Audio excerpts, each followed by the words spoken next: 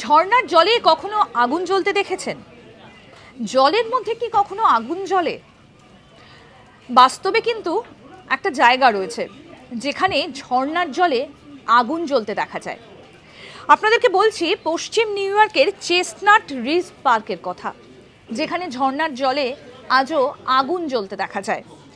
যে পাহাড়ের গা বেয়ে ঝর্ণার জল নেমে আসছে সেই পাহাড়ের গায়েই জ্বলছে আগুন, এবং 8 ইঞ্চির মতন একটা শিখা দাউ দাউ করে জ্বলছে এই পশ্চিম নিউ ইয়র্কের চেস্টনাট রিজ পার্কে।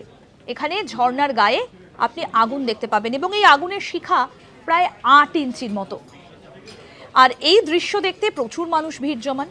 বিশেষজ্ঞরা বলছেন যে এখানে কোনো একটা গ্যাসের ভাণ্ডার রয়েছে, আর যে কারণে এই আগুনটা কখনো নেভে না।